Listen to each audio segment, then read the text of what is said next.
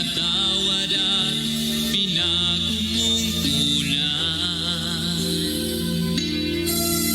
Tanging ikaw, Jesus, ang aking pag-asang taglay. Sa pagsubok man, ikaw ang karamay. Ang puso ko'y gagalak na magpuri sa ngalan mo. Ang himig ko'y naglaan sa pagsamba lamang sa'yo. Tunay ang dakila ka, O Diyos, sa buhay kong ito. Kaya't walang hanggang papuri ang alay. Ang puso ko'y gagalak na magpuri sa ngalan mo. Ang himig ko'y Purihin ang pangalan ng ating Panginoong Hesukristo, mga kapatid at mga kaibigan. Sa himig po na inyong napapakinggan ay muli pong sumasaimpapawid ang programang Si Jesus ang Buhay na Pag-asa. Sa pangalan po ng ating pong pastor, ako po ang inyong lingkod, Pastor Alfred Generalo ng United Pentecostal Church Matnog, na inyo pong makakapili ngayon sa pag-aaral ng mga salita ng Panginoon. Kasama ko po si Brother Raymar, Brad Angelo sa pagbabasa ng mga salita ng Diyos na atin pong pag-aaralan. Maraming salamat po sa atin pong technical side, DJ Box, sa inyo pong pag-assist. Pagpalain po kayo ng Panginoon.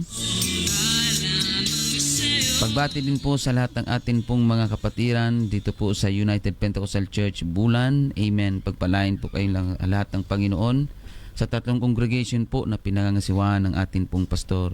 Ang congregation po dyan sa Magsaysay, UPC Magsaysay, UPC Iquirino, and UPC Santa Remedios. Magandang umaga po sa inyong lahat, mga kapatid. Magpatuloy lamang tayo maglingkod sa Diyos hanggang sa kanyang muling pagbabalik.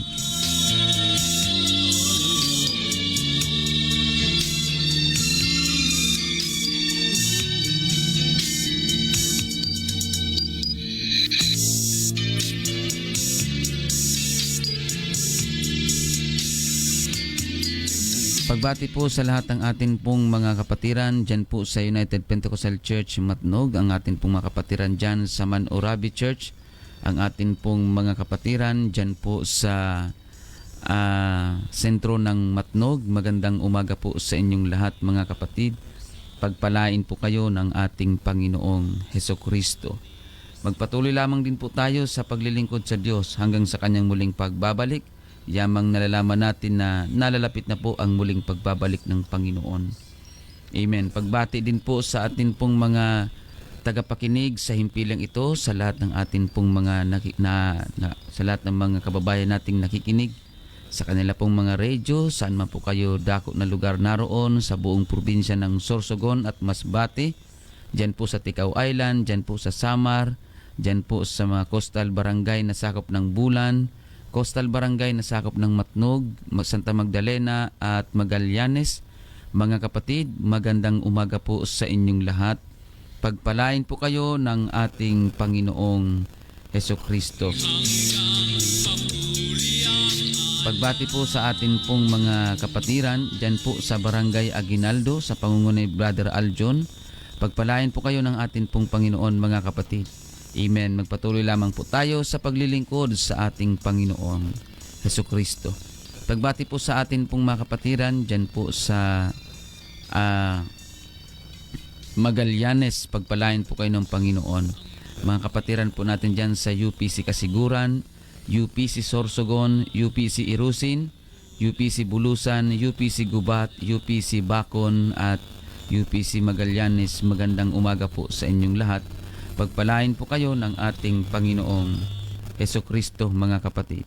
Amen. Praise God. At pagbati din po sa atin pong mga tagapakinig dyan po sa Barangay San Juan Daan. Amen. Ang Yocado family, pagpalain po kayo ng Panginoon. At ang atin pong mga radio listeners dyan po sa Barangay Pangi. Magandang umaga po, Barangay Pangi, Matnog. Magandang umaga po sa Hinabia family. Pagpalain po kayo ng ating Panginoon. Amen. And kay Sister Risa Hinabia, Brother Ray Hinabia, and Sister Dina Hinabia.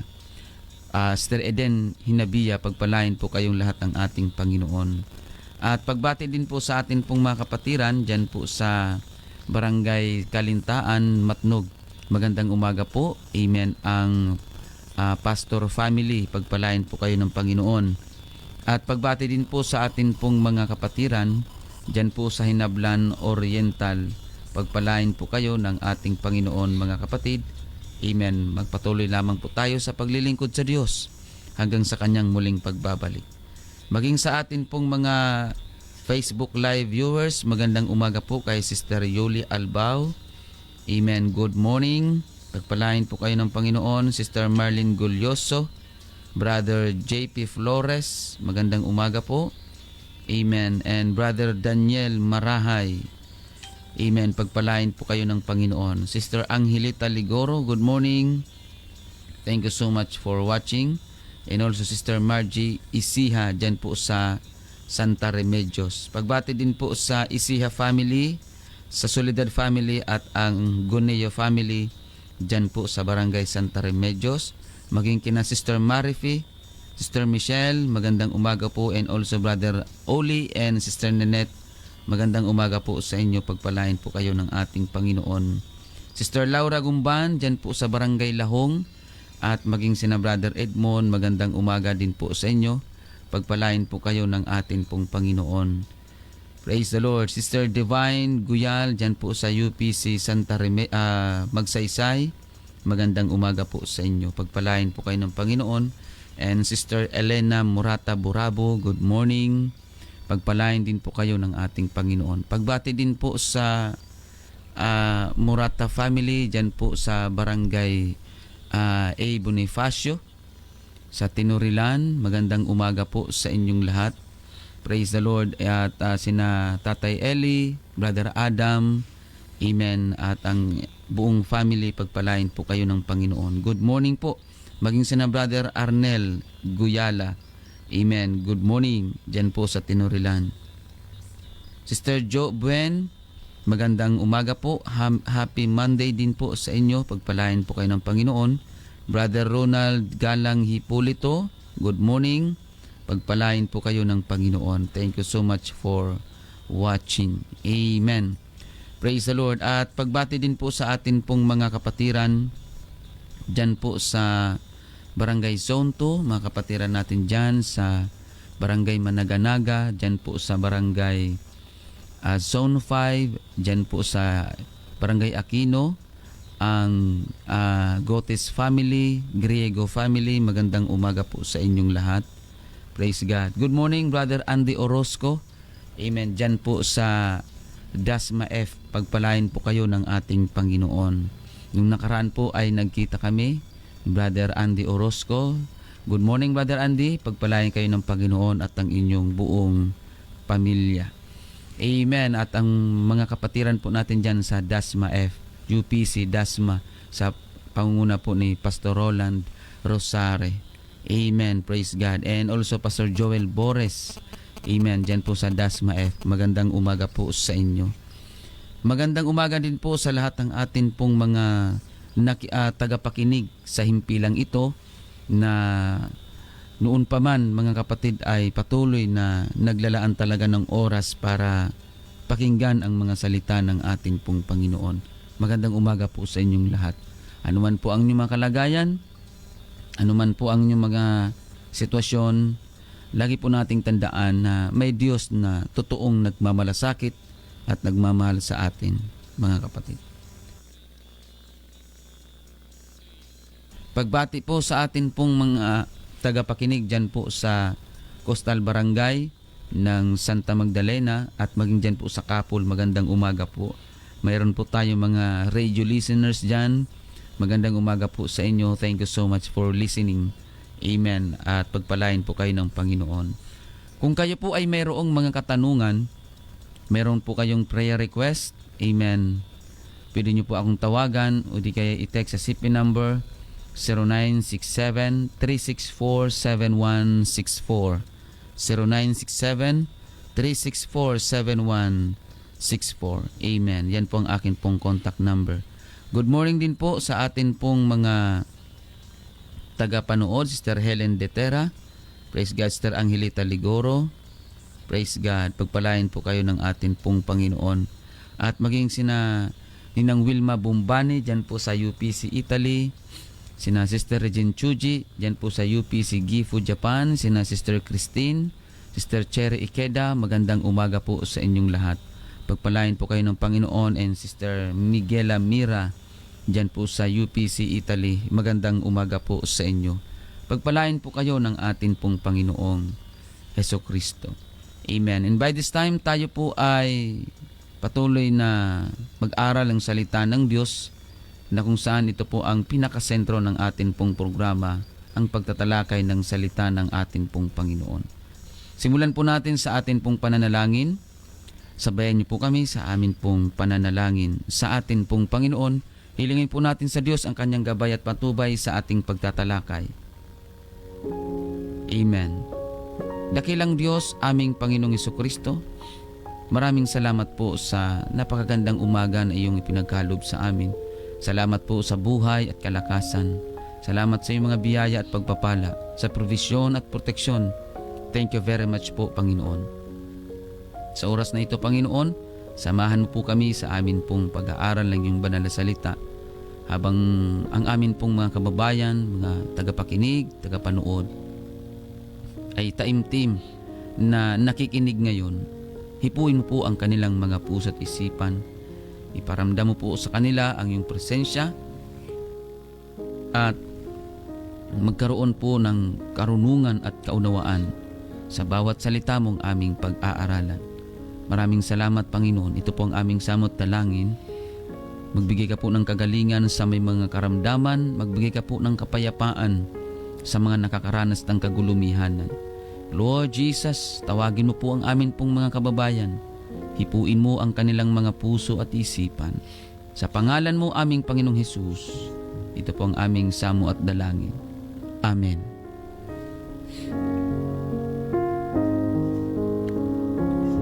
Praise the Lord. Mga kapatid, tayo po ay magbasa ng salita ng Panginoon dito po sa Aklat ng Job. Amen. Job chapter 1 verse 13 to 20. Pakinggan natin ang sinasabi, mga kapatid, ng Biblia.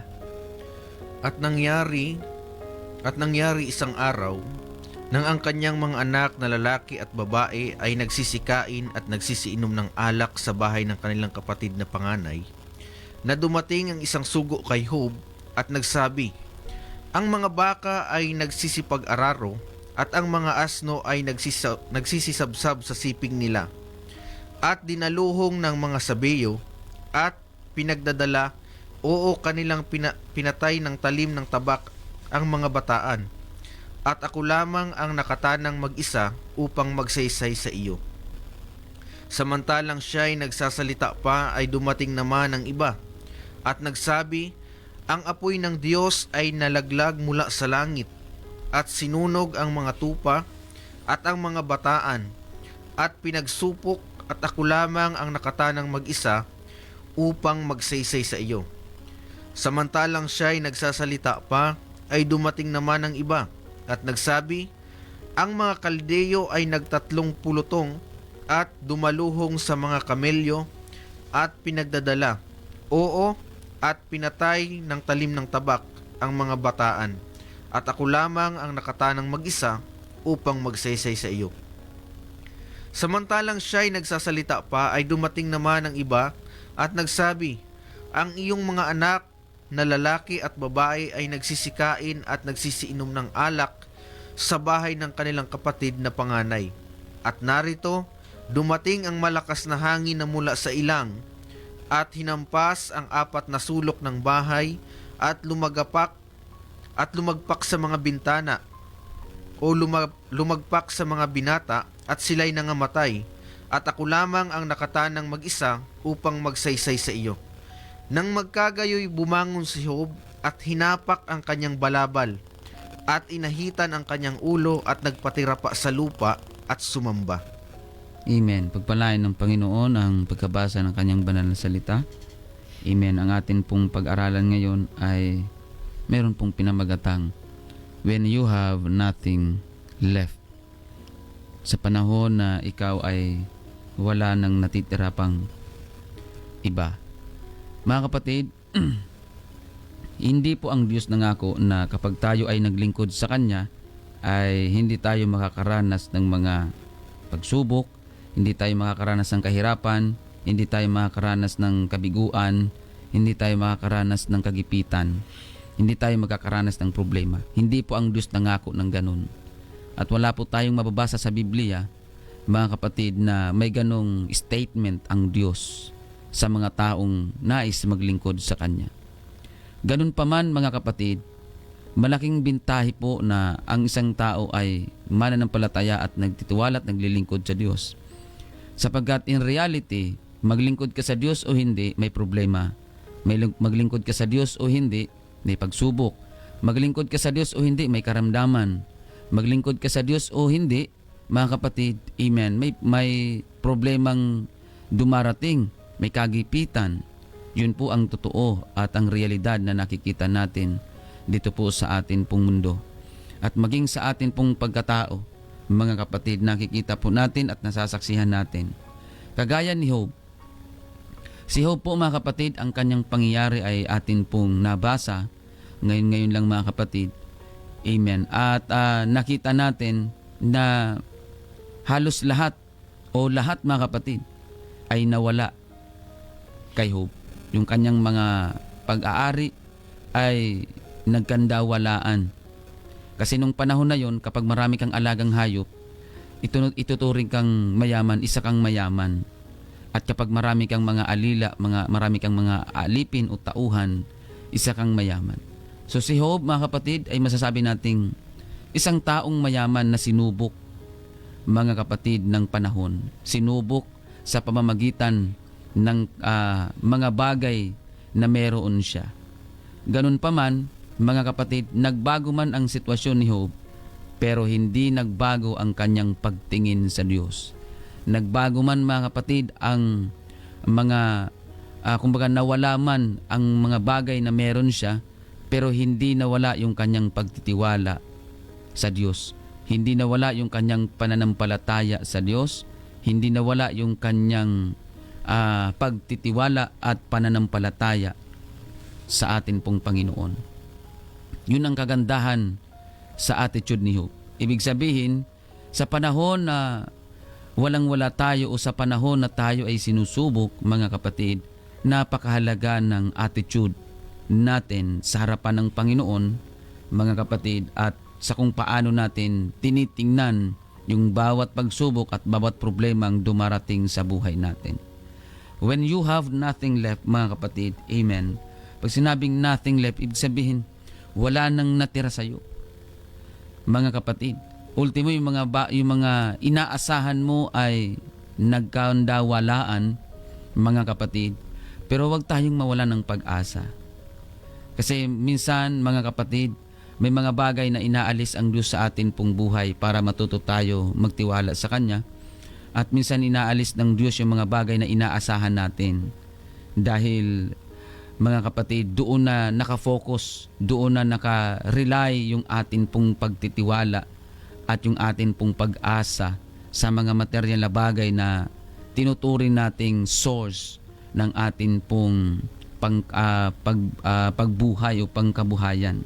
Ganun pa man, mga kapatid, hindi natin may kakaila ang katotohanan na lahat ng bagay na meron tayo, ito po ay galing sa Diyos. Lahat ng bagay na anuman ang atin pong ini-enjoy o anuman ang meron tayo, ito po ay mayroong pinagmulan. At isa lang yan, mga kapatid, yan po ay galing sa atin pong Panginoon, mga kapatid. Praise God. Purihin ang pangalan ng atin pong Panginoon. Kaya, kung meron man po sa araw na ito o sa mga oras na ito na kagaya ni Job, na sa kabila ng iyong mga pagsusumikap ay napunta lang sa wala ang lahat ng iyong pagsusumikap. Sa kabila ng panahon ng paggugol mo o ilang panahon man ang ginugol mo sa paghahanap buhay, ilang panahon man ang ginugol mo para magkaroon ka ng mga material na bagay na iyong ipinapangarap sa buhay na ito, At sa kabila nun ay sa isang iglap ay nagkandawalaan. May layunin po ang Diyos, mga kapatid, sa bawat pangyayari sa buhay natin.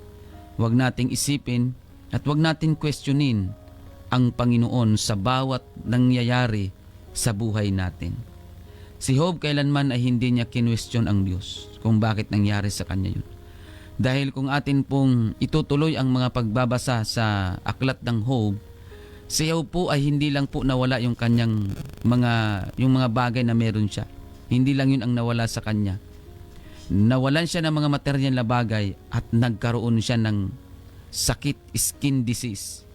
Mga kapatid, na nakakahawa at skin disease na kung saan halos buong katawan ni Job ay nagkaroon ng mga bukol, mga kapatid, at nagkaroon, excuse for the word, nagkaroon ng mga nana, mga kapatid, at ang sabi ng Biblia ay mayroong mga uod yung kanyang sugat.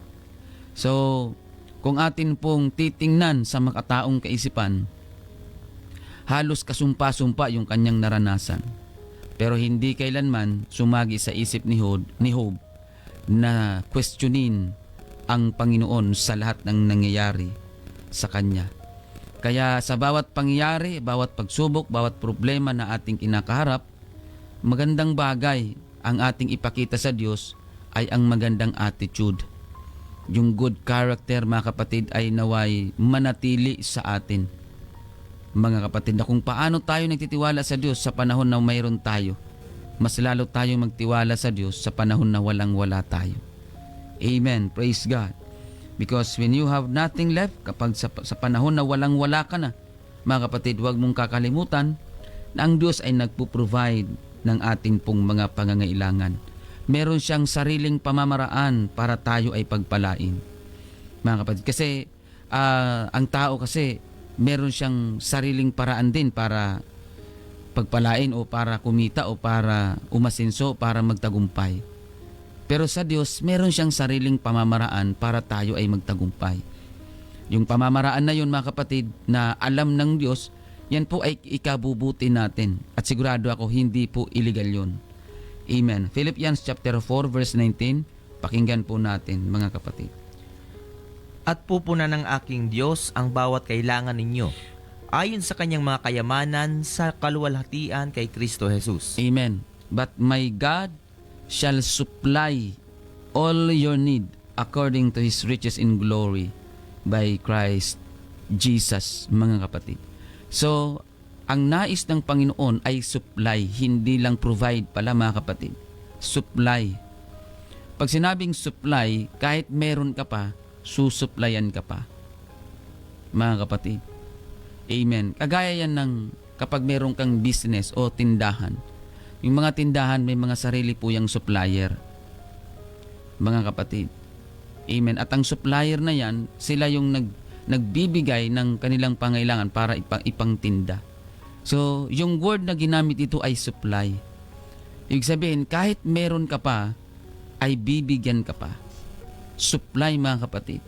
Magkaiba yung ibibigay sa supply.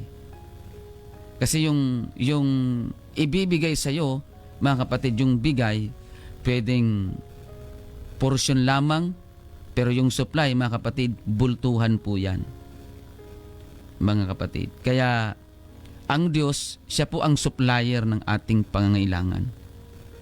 Siya ang nagsusupply ng bawat kailangan natin sa buhay.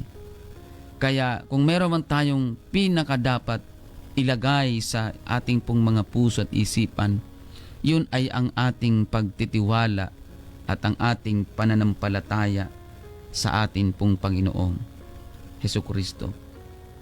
Huwag nating isipin na tayo ay pababayaan at iiwanan ng atin pong Panginoon. Hindi niya tayo iiwan, hindi niya tayo pababayaan, mga kapatid. Mayroon siyang sariling pamamaraan para tayo ay pagpalain. Kaya hindi natin kailangan mag-alala sa kung ano man ang atin pong kakailanganin hanggat ikaw ay nagtitiwala sa Diyos, hanggat ikaw ay naglilingkod at sumusunod sa ating Panginoon.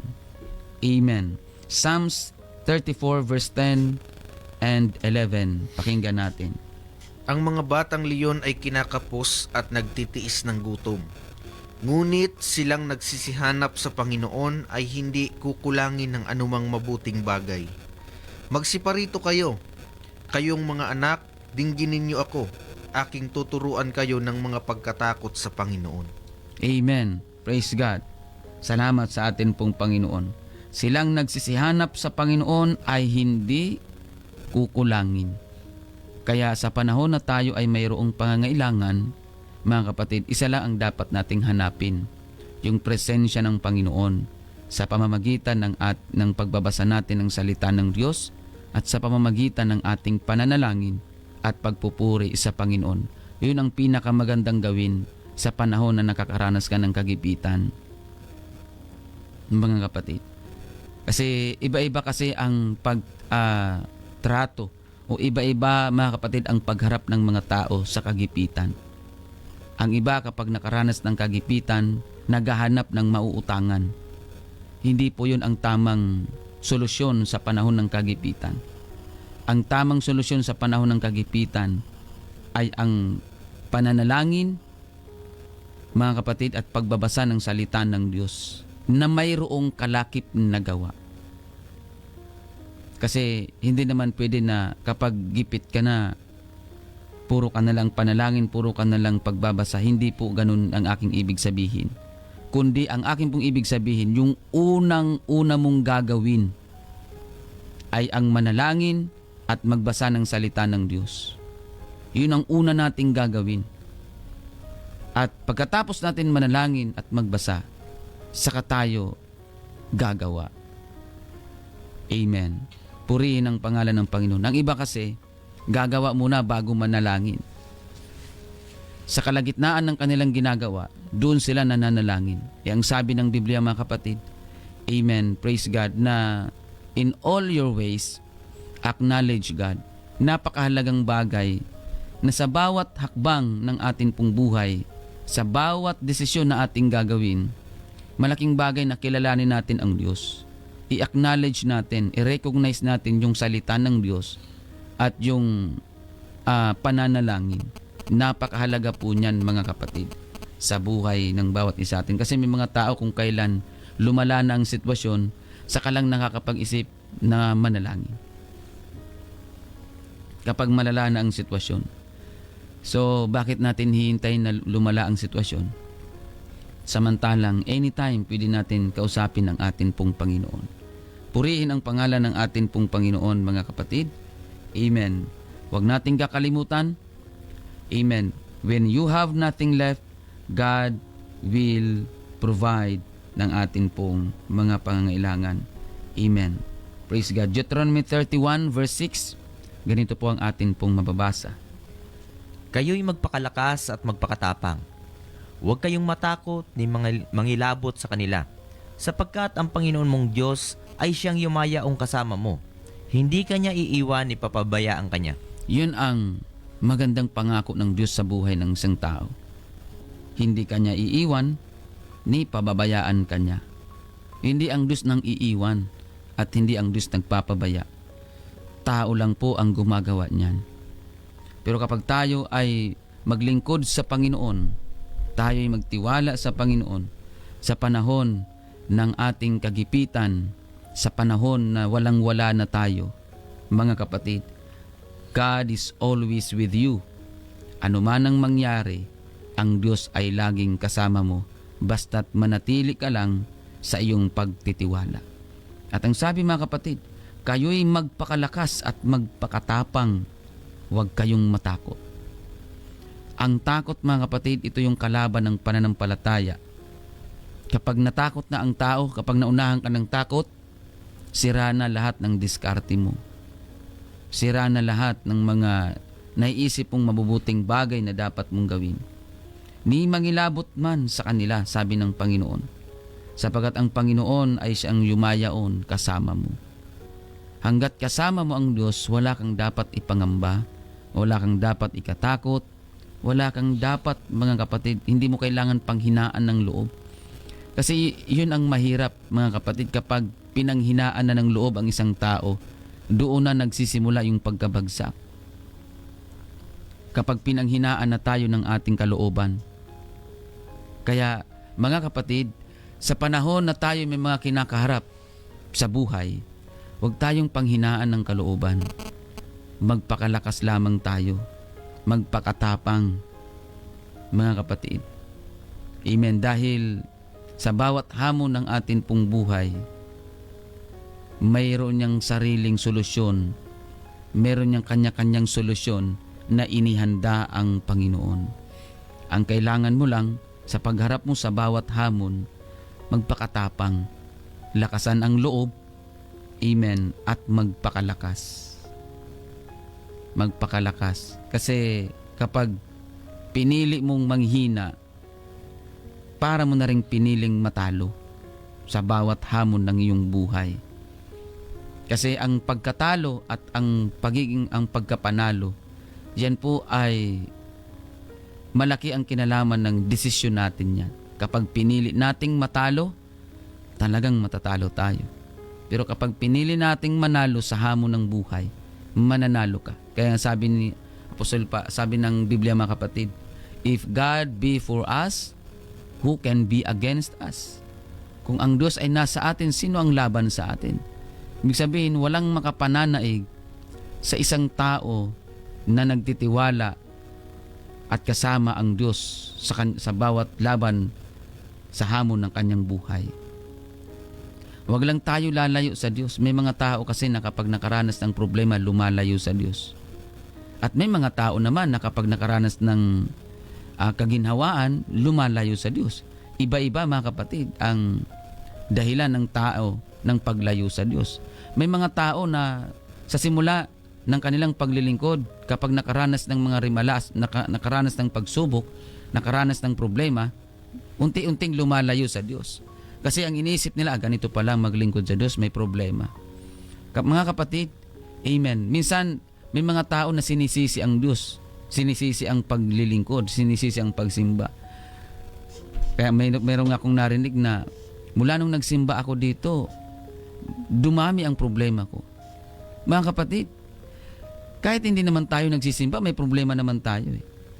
Kaya lang nung nagsimula ka ng magsimba, nung simula ka ng sumamba at maglingkod sa Diyos, na-recognize mo ang problema ng klaro. Na-identify mo agad yung problema. Nalaman mo na yung sitwasyon. Kasi nung hindi ka pa naglilingkod sa Panginoon, hindi ka pa aware sa mga problema. Hindi ka pa aware masyado kung anong klaseng problema meron ka.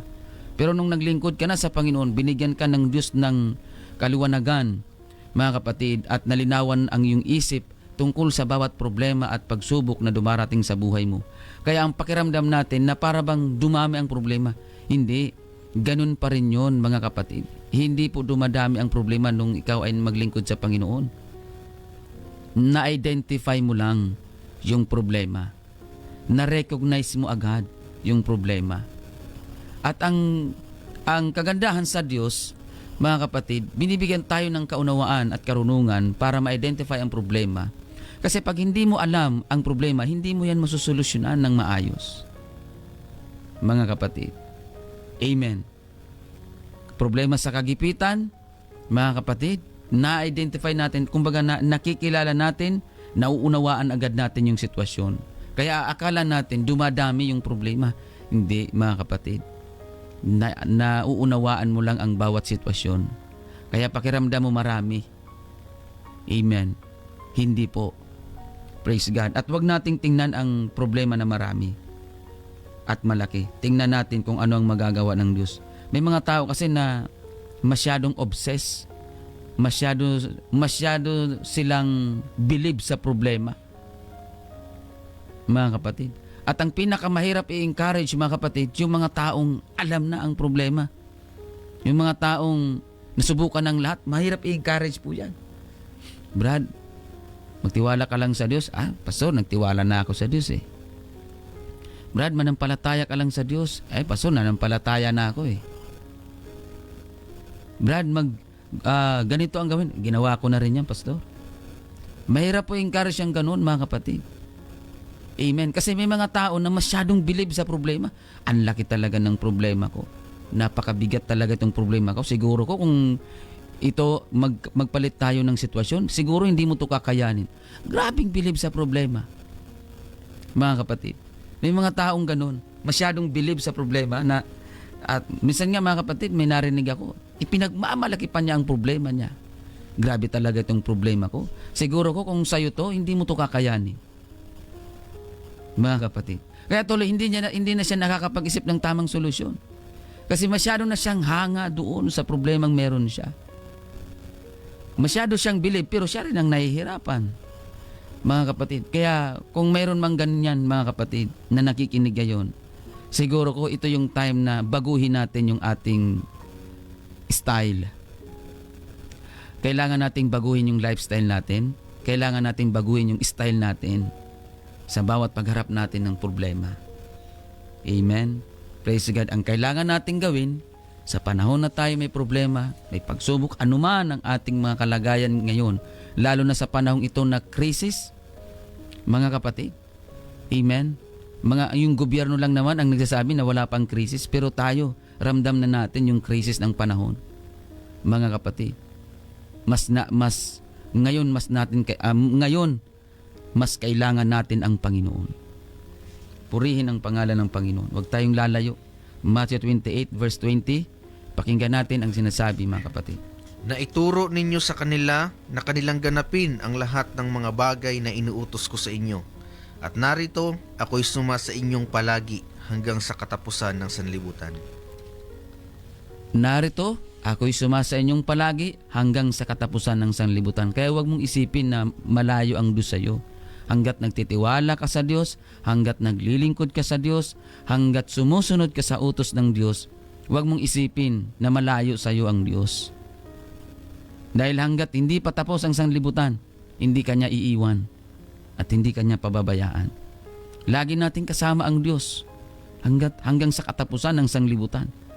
Kaya huwag mong isipin na malayo sa iyo ang Diyos, kapatid.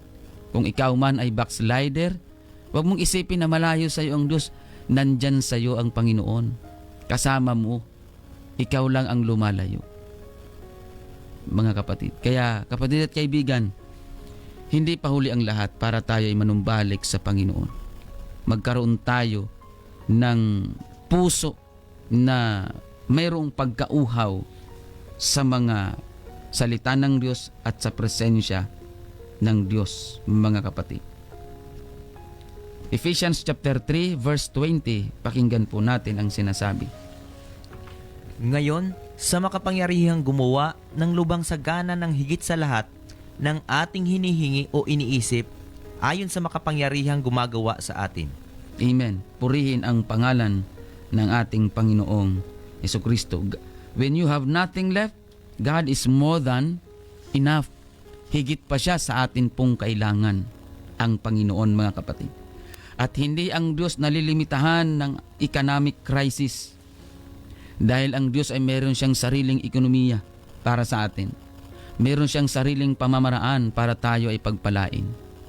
Meron siyang sarili, mga kapatid, na nadaanan ng mga pagpapala na para sa atin. At kaya nga, mga kapatid, huwag lang tayo umasa doon sa mga bagay na pinagkukunan natin ng hanap buhay. Mga kapatid, huwag lang tayo mag-rely doon sa mga bagay na inaasahan natin na dito sa mundo. Mga kapatid, kung tayo man ay umaasa sa mga bagay, halimbawa umaasa ka sa trabaho mo, sa negosyo mo, kung tayo man ay umaasa dyan, mas umasa tayo sa Diyos. Dahil ang Diyos po, mga kapatid, ang may kontrol ng lahat ng bagay. Pag hindi niloob ng Diyos na mag-succeed ang iyong negosyo, mag-succeed ang iyong trabaho, mag-succeed lahat ng mga pinagkukunan ng hanap buhay mo. Pag hindi hinayaan ng Diyos yan na mangyari, wala tayong magagawa dyan. Kaya mas umasa tayo sa Diyos.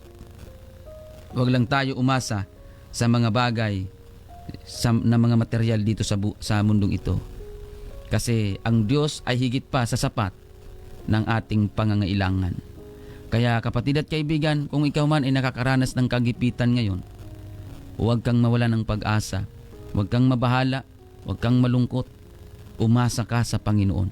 when you have nothing left, God is more than enough, mga kapatid.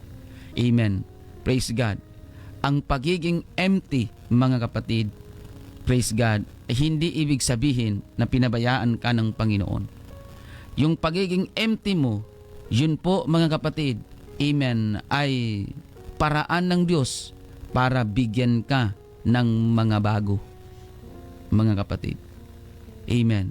Kaya nga, mga kapatid, minsan niluloob ng Diyos na tayo makaranas ng kagipitan to the point na wala na talaga. Dahil gusto ng Diyos, bigyan ka ng bagong bagay. Bigyan ka, mga kapatid, ng mga bago sa iyong buhay. Kaya nga minsan inaalis talaga ng Diyos yung mga bagay na inaasahan natin para mas lalo tayong umasa sa Kanya.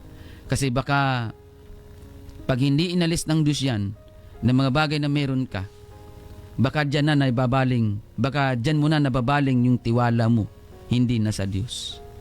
Kaya kapatid, kung ikaw man ay nawawalan, kagaya ni Job, nawalan man si Job, pero pinalitan din ng Diyos ng mas marami pa at mas the best ang ipinalit ng Diyos sa kay Job, mga kapatid. Yung mga anak nawala kay Job, yung kanyang mga kayamanan nawala, yung kanyang mga tauhan nawala, mga kapatid. Pero nung nalagpasan ni Job ang pagsubok na yon, pinalitan nyo ng Panginoon ng mas bago. Yung katawan ni Job na punong-puno ng mga bukol-bukol, mga kapatid, ang balat ni Job, mga kapatid, ay naging parang balat ng bagong panganak na sanggol. Kaya mga kapatid at mga kaibigan, huwag tayong mawalan ng pag-asa. Huwag natin tuldukan ang buhay natin dahil lang dyan sa mga nangyayari sa presenteng sitwasyon sa atin. Huwag natin tuldukan. Dahil hanggat nagtitiwala ka sa Diyos, mga kapatid, amen, at nananampalataya ka sa Panginoon, amen, may pag-asa at mayroong pagpapala galing sa Panginoon. Amen. Ang sabi ng John chapter 16 verse 33, amen, sa mundong ito ay meron kayong kapighatian, ngunit laksan ninyo ang inyong loob, aking dinaig ang sanglibutan. Sa mundong ito, marami talagang kapighatian, mga kapatid. Ang Panginoong Hesus na ang nagsabi niyan, marami talagang kapighatian sa mundong ito. Pero isang bagay lang ang nais ng Diyos na gawin natin, laksan natin ang ating loob. Lakasan natin ang ating loob. Kasi kapag pinanghinaan ka na ng loob, doon na nagsisimula ang pagbagsak at pagkatalo sa bawat hamon na kinakaharap mo. Lakasan lang natin ang ating loob, mga kapatid. Amen. Bigyan natin ng panahon ang sarili natin o bigyan natin ng space ang Diyos sa puso at isip natin upang ang Diyos ay manahan at maghari sa buhay natin. Amen. Anuman ang sitwasyon natin, anuman ang pagdaanan natin, anuman ang maging panahon sa buhay natin o sa bawat panahon ng buhay natin, hanggat kasama mo ang Diyos, hindi mo kailangan mag-alala, hindi mo kailangan matakot, at hindi mo kailangan mangamba. Manampalataya ka lamang, mga kapatid, at magtiwala sa Diyos. Magkaiba kasi yung naniniwala sa nagtitiwala. May mga tao na naniniwala sa Diyos pero walang tiwala sa Diyos. May mga tao na naniniwala sila na ang Diyos ay makapangyarihan. Naniniwala sila na totoo ang sinasabi ng Biblia, pero wala silang tiwala sa kanilang pinaniniwalaan, mga kapatid. Pero ikaw na nakikinig ngayon o marahil nanonood ngayon, kung paano ka naniniwala sa Diyos at sa Kanyang salita, ganun ka din dapat magtiwala sa Kanyang kapangyarihan na gumawa ayon sa Kanyang mga salita at sa Kanyang mga pangako. Maraming salamat po, mga kapatid. Hanggang dyan lamang po siguro ang atin pong may paglilingkod na salita ng atin pong Panginoon, sapagkat ang oras po natin ay umabot na sa takdang pagtatapos. Tayo po ay manalangin sa ating Panginoon. Dakilang Diyos, aming Panginoong Hesukristo, maraming salamat po sa paalalang ito na sa buhay ni Job, mayroon kaming natutunan na kung saan sa kabila ng mga kawalan, kagipitan, at lalo na sa panahon na walang-wala na kami, nariyan ang iyong kapangyarihan na nagdo-dominate, amen, and nag-a-appear sa buhay namin. Panginoon, thank you for your grace and mercy. Thank you for your loving kindness. Thank you for your goodness, Lord. Ikaw ang Diyos na makapangyarihan sa lahat, Panginoong Hesus. Wala nang iba. Salamat at patuloy mo kaming tulungan at turuan na mas lalo pang magtiwala at manampalataya sa iyong salita at kapangyarihan, Panginoon. Amen. Na sa bawat panahon ng buhay namin, Amen, Ikaw ay laging nariyan upang kami ay tulungan at alalayan. Mangusap ka po, O Diyos, sa amin pong mga kababayan. Patuloy ka pong magbigay ng kaunawaan at karunungan sa kanilang mga puso at isipan, na sa bawat salita mo na kanilang napakinggan, Panginoon, ito ay kanilang maintindihan at maisapamuhay sa kanilang pang-araw-araw na buhay. Maraming salamat, Panginoon. Sa pangalan mo aming Panginoong Hesus, ito po ang aming samot dalangin. Amen. Maraming salamat po mga kapatid sa inyong pagsubaybay sa atin pong programa. Amen. Muli, Amen. Ako po ang patuloy na nagpapaanyaya sa inyo na patuloy po nating bigyan ng panahon, bigyan ng atensyon ang Panginoon sa buhay natin. Huwag lang tayo tumawag sa Diyos sa panahon na tayo ay nasa panahon ng kagipitan. Maging sa panahon ng kaginawaan, patuloy pa rin tayo magtiwala sa Panginoon. Maraming salamat, Sister Meraluna Julata, Sister Miguel Mera. Pagpalain po kayo ng Panginoon. Muli mga kapatid, maraming salamat din po sa atin pong technical side, DJ Box. Salamat po. Pagpalain po kayo ng Panginoon. Sa ating pong Bible reader, Brother Raymar, Brother Angelo. Amen. Maraming salamat. Pagpalain kayo ng Panginoon. Sa pangalan po ng atin pong pastor, Pastor Randy Rosari. Ako po ang inyong lingkod, Pastor Alfred Generalo ng United Pentecostal Church Matnog. Lagi po nating tatandaan, wag na wag po nating kakalimutan, si Jesus lamang po ang ating buhay na pag-asa. God bless everyone.